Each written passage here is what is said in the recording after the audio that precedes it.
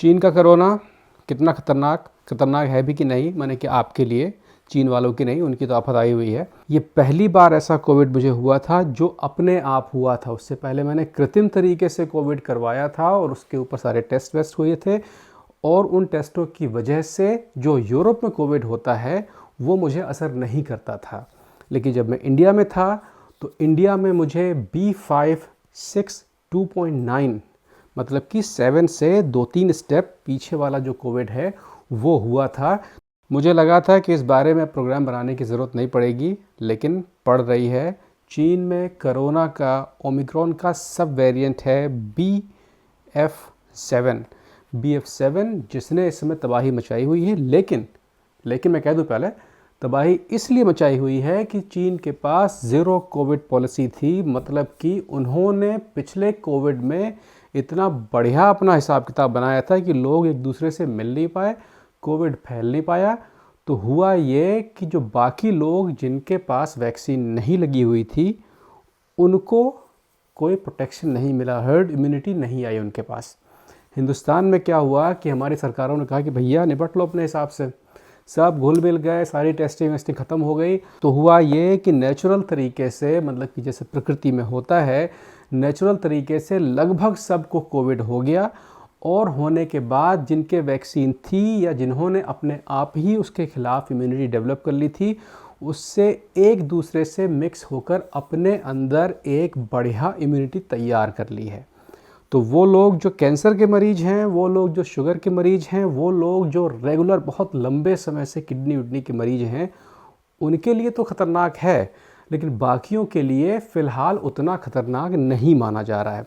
जैसे मेरी बात ले लें, मैं अभी 2 महीने पहले भारत में आया था और मुझे वहाँ पर कोविड हो गया था। ये पहली बार ऐसा कोविड मुझे हुआ था जो अपने आप हुआ था। उससे पहले मैंने कृत्रिम तरीके से कोविड करवाया था और उसके ऊपर सारे टेस्ट वेस्ट हुए थे, और उन टेस्टों की वजह से जो यूरोप में कोविड होता है वो मुझे असर नहीं करता था। लेकिन जब मैं इंडिया में था तो इंडिया में मुझे B562.9 मतलब कि 7 से 2-3 स्टेप पीछे वाला जो कोविड है वो हुआ था। तो इसका मतलब ये है कि आप लोगों में लगभग वो इम्यूनिटी है जो मुझ में नहीं थी उस समय, अब आ गई है, इंडिया से आ गई है। लगभग वो इम्यूनिटी है जिससे कि आप BF7 से निपट लेंगे।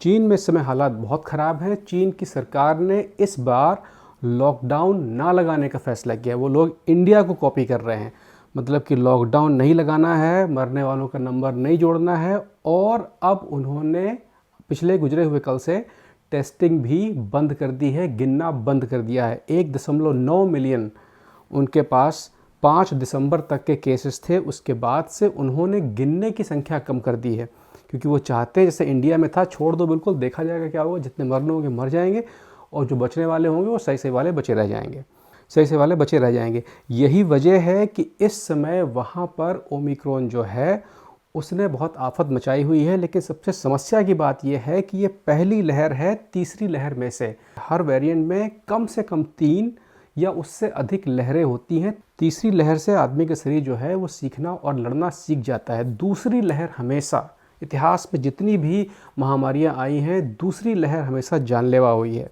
तो इस समय चीन में जो उनके लाशों को जलाने वाले जो केंद्र हैं बिल्कुल भरे हुए हैं, वहाँ पर लाशों को बड़े सम्मान से जलाते हैं, लेकिन अब 4-4, 5-5 लाशें एक ही बार में रखी जा रही हैं। बच्चों के अस्पताल में ख़ास तौर पे बिल्कुल भीड़ लगी हुई है, मार कुटाई चल रही है, क्योंकि बच्चों पे ये वेरिएंट चीन में ज़्यादा नुकसान कर रहा है। और वहाँ पर अभी दूसरी लहर आना बाकी है जो कि पहली से ज़्यादा ख़तरनाक होगी।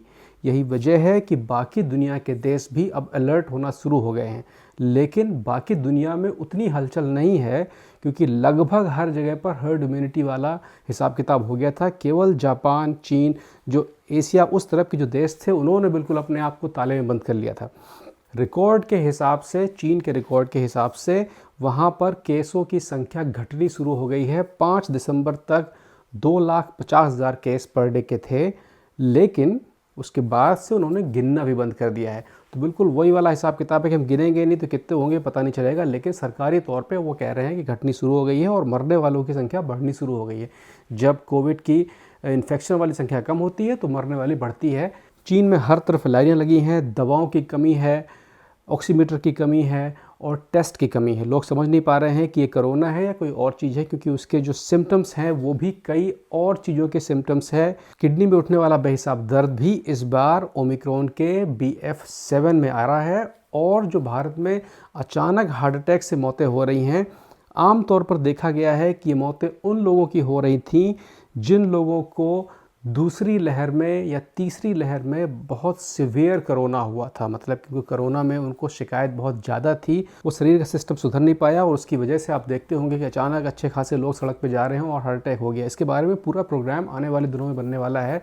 मैं अभी पढ़ रहा हूँ, थीसिस पढ़ लूँ पूरी, उसके बाद मैं आपके पास उसको लेके आऊँगा। लेकिन कोरोना जो चीन का है, आपको अभी उतना डरने की ज़रूरत नहीं है। लेकिन मेरे जो सूत्र हैं, मेरे जो साथी हैं गृह मंत्रालय में, उन्होंने मुझे ये भी बताया है कि भारत में लॉकडाउन लगने की संभावना है। अगर ये कोरोना आगे बढ़ता है, 7 से 8 दिन के अंदर चीन में कंट्रोल नहीं होता है, तो हम लोग धीरे धीरे एक छोटे लॉकडाउन की तरफ जाएंगे। ऐसा नहीं होगा कि बिल्कुल बंद कर दिया जाएगा, ब्लॉक ब्लॉक में लॉकडाउन होगा, अगर होगा तो, लेकिन उसकी तैयारियां चल रही हैं।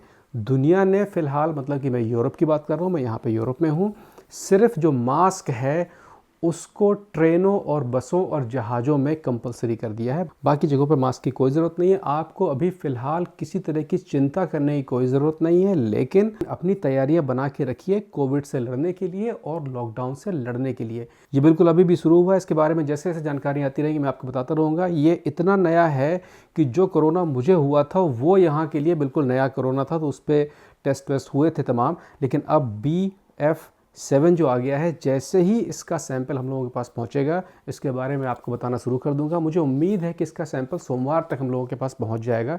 मंगवाया गया है, मेरे अस्पताल मुझे पता चला था, और उसके बारे में आपको मैं पिन पॉइंट जानकारी देने की कोशिश करूंगा। पिन पॉइंट का मतलब कि 95% करेक्ट जानकारी जो होगी वो देने की कोशिश करूंगा कि सिम्टम्स क्या हैं, कहाँ से बचना है और कितनी संभावना है आपके पास आने की। तो फ़िलहाल अपनी तैयारी बना के रखिए, किसी पैनिक की ज़रूरत नहीं है।